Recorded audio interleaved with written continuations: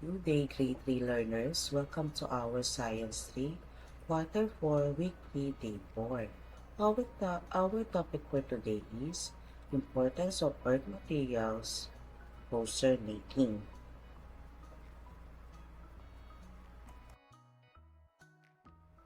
Before we begin, please don't forget to like, share, and subscribe. Thank you.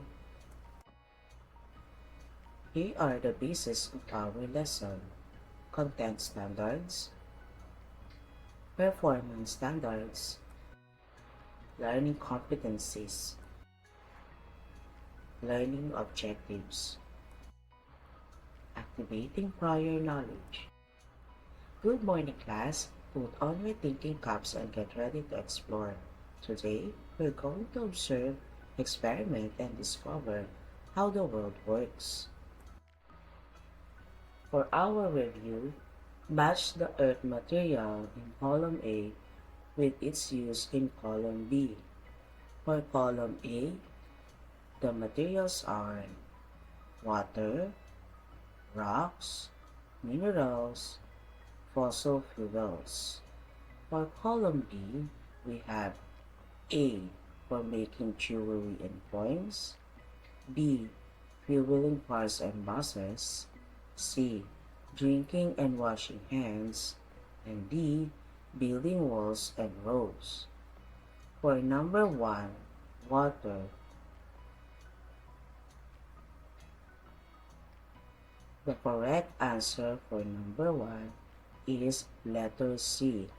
Water is used for drinking and washing hands.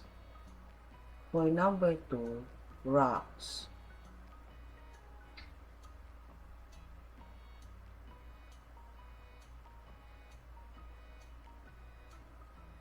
The correct answer is letter D, building walls and roads. Number 3, minerals.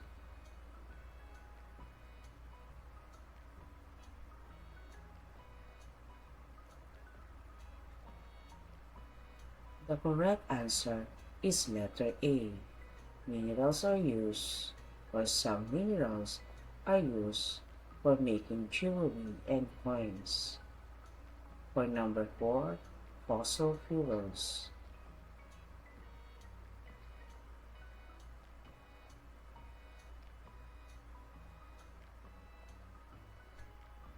The correct answer is letter B. Fossil fuels like oil, crude, and gas are used for fueling cars and buses. Here are the answers. For number 1, letter C. For number 2, letter D. For number 3, letter A. And for number 4, letter B. For our motivation, the image shows of one busy pupils acting as Earth heroes to create posters about our natural resources. Look at the pictures.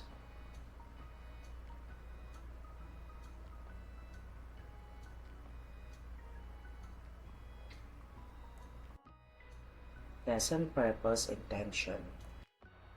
In this lesson, you will create posters that show the importance of earth materials to the people. Lesson language practice. Useful means that something is helpful or can be used to do a job. For example, number 1, rocks. Rocks are useful for building houses and roads. Number 2, a bag. A bag is useful for carrying books to school. Reading the key ideas then. Today, you will make a poster about an earth material and the way it is useful. For example, you can draw water and show that it is useful for drinking and farming. Look at the posters given.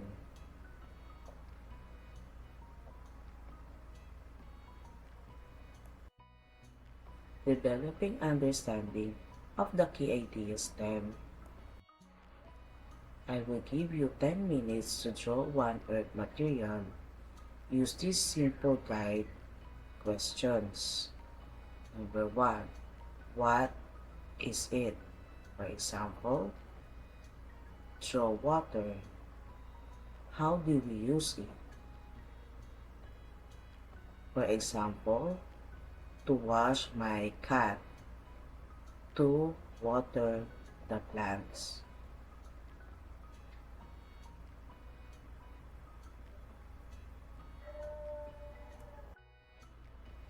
Deepening understanding of the key ideas there.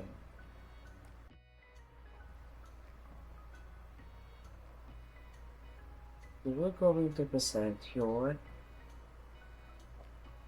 the pupils will going to present their poster.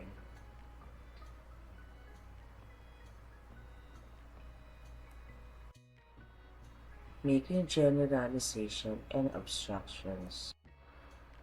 You could share with other people that you learned by creating posters that contain an important message. In this week's lesson, the message is earth materials like water, rocks, minerals, and fossil fuels are very important because they help us in many ways. We use them to build things, grow food, make energy, and stay healthy. Evaluating learning. Here are some simple rubrics for evaluating the posters. You may add, reduce, or change the suggested rubrics. For clarity of drawing, 3 points. 3 points, the drawing is clear and easy to understand. 2 points, the drawing is somewhat clear. And 1 point, the drawing is unclear. Correct earth materials, 3 points also. 3 points, the poster shows the correct material clearly. 2 points, the poster shows the correct material but need more details. 1 point, the poster shows the wrong material. Uses of the material, 3 points. 3 points, 1 or more uses are shown clearly. 2 points, 1 use is shown but lacks explanation. And 1 point, no use is shown.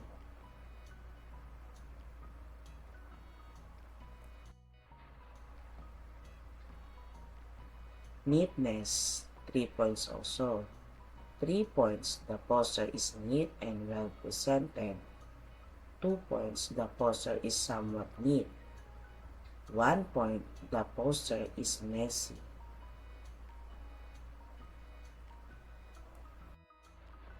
For creativity, 3 points. 3 points, the poster is colorful and creative. 2 points, some creativity is shown. And 1 point, little creativity is shown.